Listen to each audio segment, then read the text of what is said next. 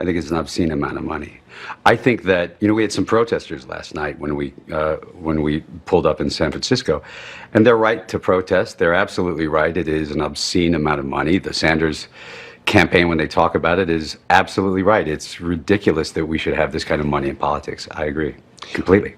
All right, this brain surgeon, I can't believe it. Welcome to the panel. We'll talk about it. Tom Borelli joins us, Ph.D., contributor with Conservative Review, and Jane Velez-Mitchell, founder of JaneUnchained.com, and New York Times best-selling author. All right, so he says that the money is out $300 and something thousand per couple to sit at a table with him at a Hillary fundraiser, $30-something thousand just to get in. Yeah, it's outrageous.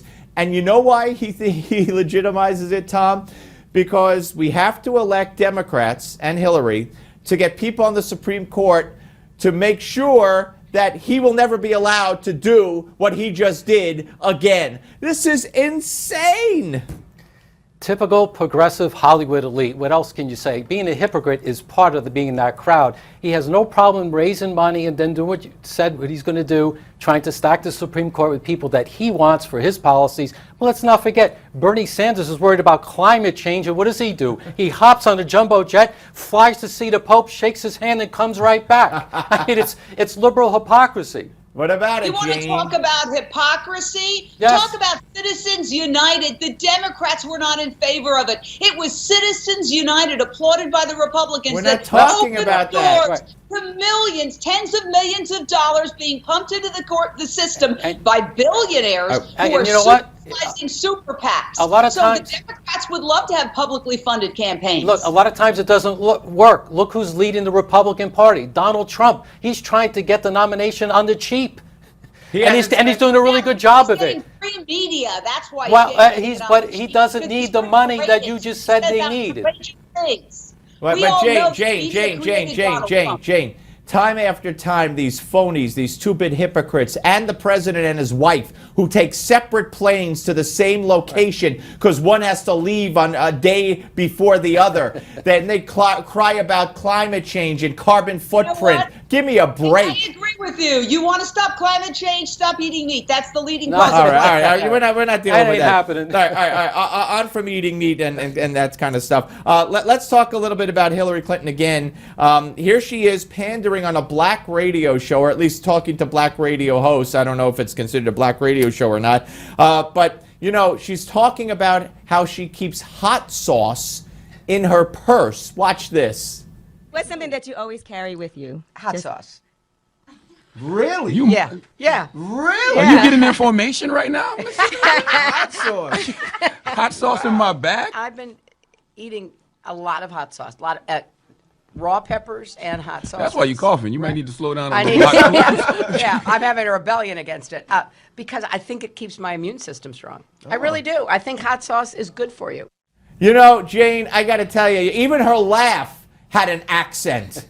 I mean, this woman knows no shame. I think you're, with all due respect, critics on this point are delusional. I don't even make that connection. My girlfriend loves hot sauce. It's often considered a dish that could go anywhere from, Indian, Mexican. There's no ethnic stereotype surrounding hot sauce. I mean, to read into that is obscene. Obscene? The Daily Caller has a story. Wait a minute. The Daily Caller story. Hillary Clinton tells black radio host she carries hot sauce in her purse. And Tom, isn't there a little irony? What about the lyric from this song, the one who did the halftime at the Super Bowl and trashed the cops? Beyonce, she's got a whole line there about hot sauce.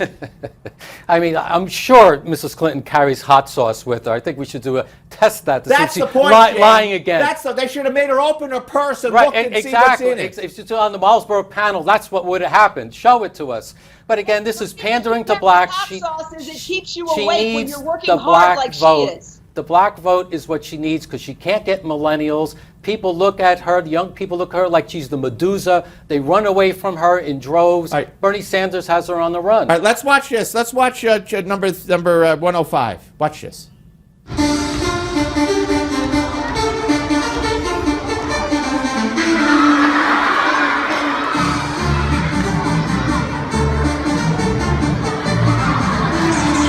All right, that's in Fisk Elementary School in Wellesley, Massachusetts, and you're at a disadvantage, Jane. I'll start with Tom. They have big Trump masks on, obviously, and they're dancing. They were not allowed to participate in a talent show. 15 seconds. Political correctness gone wild. Trump's done a lot to raise these crazy issues, and that's one. Kids can't even have fun. Jane? Well, I think that shows you the juvenile level, the childish level of the Trump campaign, and I think they should have danced because really it's a metaphor for his entire campaign, whining and childish. So you believe the school's wrong? You know, I'm not a parent, and Oh, frankly, give me a break. Take a I stand can't on wait. freedom of speech, for crying out loud. We're coming back with more of the panel. Don't go away.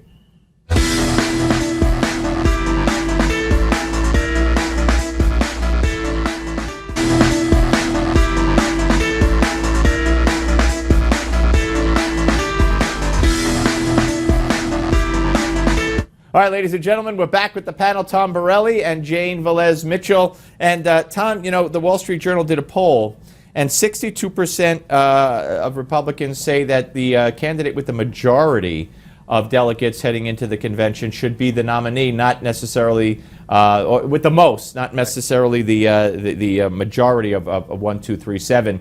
That certainly isn't going to change, at least not this time around, though. No, I don't think it should be. I don't think we should be changing the rules in the middle of the game. Everybody knows the rules going in. We walk up to the plate. It's baseball season. 3 strikes, you're out. Those are the rules. If you don't like them, change the rules for the next time. You can't go back and move the goalposts and change the balls and strikes. Jane? I agree with Tom. I mean, the idea that Donald Trump is whining that it's fixed because he doesn't have the nuanced ground game that he should, and his team is disorganized, is ridiculous. It's not who gets the most, it's who gets the majority. And he needs 1273, and if he doesn't get it on the first ballot, a lot of these delegates are open to support whoever they want, and Cruz is trying to get those delegates on the second ballot. And who knows? He needs 61% of the delegates from this point on to go in and win outright on the first ballot. Well, he's going to be helped a lot with New York, that's for sure. He'll get well over 61 possibly. Anyway, let me ask you about Tom. The U.S. Supreme Court today held heard oral arguments on Obama's executive order, which just flies in the face of the laws written by Congress on immigration. And there was some question. Some people felt, and all they need is a 4-4 vote of the 8 to keep the lower court standing, and that would take care of Obama's executive order and make it go bye-bye. But talking about standing, and we had Congressman Pompeo on earlier and said, you know, if the court's concerned about standing, if Texas doesn't have standing to bring this, and Congress doesn't have standing to bring this, then he said, then the President of the United States becomes king. Right, exactly. Look, Obama originally said he didn't have the authority to do this. And he did it. And then he did it anyway. And then somehow the Supreme Court could even be split on this thing. They're trying to, you know, split hairs of, you know, what type of illegal is illegal. I mean, come on. This is why so many Americans are really, really upset with the direction of this country. Our job market, there's 90 million Americans that are unemployed, don't have jobs, and they're flooding the market with illegal aliens. And then they're trying to figure out who's illegal and who's not. Right. Jane? The employment rate is down to 5%. All right, forget that. Let's stick to the case. Let's stick to the case. Let me say something. And the fact is, we have a do-nothing, Republican-controlled Congress that hasn't taken any action on anything, totally obstructionist, opposes everything that Obama does. So you agree with Obama unilaterally changing the law? Do something. He's got to do something? Yes, I think he has to do something. Yeah, all right. So Jane, so let me get this straight. So when Donald Trump becomes president, you have no problem with him signing executive orders, kicking illegals the heck out of this country, right? That's what he says he wants to do. He wants to do mass deportation. And you'll have no problem with it because the president should be king. That's what you said. He's got to do something. Mass deportations. Okay, this isn't going to devastate the economy. Most economists agree that illegal immigration is either neutral or a positive for our economy, not a negative. All right, well, don't ask low-income workers that who are unemployed. If you didn't have the illegals doing these jobs, you'd have Americans doing the jobs at a little higher rate. You absolutely would. Somebody who's a United States citizen to go out there in the fields and pick. I know. Isn't that a great argument? Imagine a Republican saying only the Mexicans will do the crummy job. Let's get them to clean the toilets and pick the things in the field. Only the Mexicans will do it. What a racist argument that would be if it were a Republican argument. Tom, Jane, gotta go. Up next, folks, Gimme 5. But first, this.